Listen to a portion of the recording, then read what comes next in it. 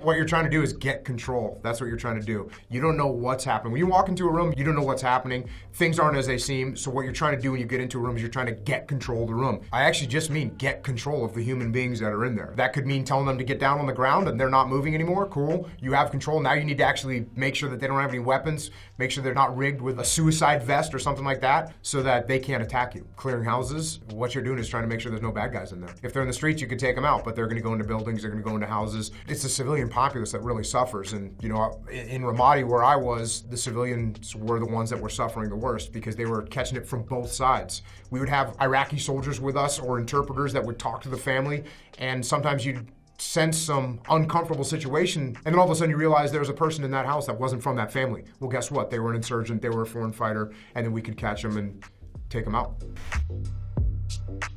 This is Lone Survivor. The way I see it, we got three options.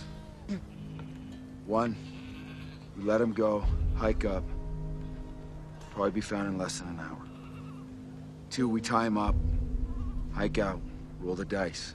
They'll probably be eaten by wolves or freeze to death.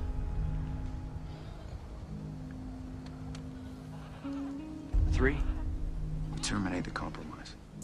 You know, in the SEAL teams, most of the time, everyone has the same general idea of what we should do. Unless something is just grievously a bad call, then someone might say, hey boss, that's not a good call right now.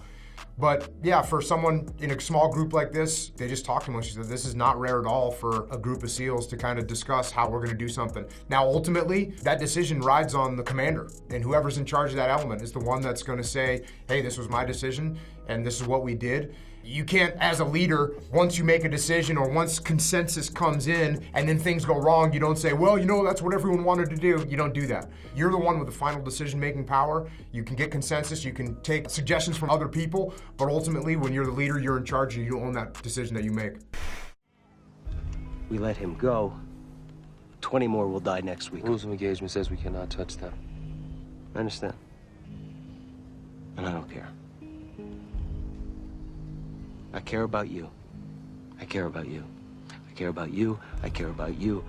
Yeah, you get a very specific rules of engagement brief.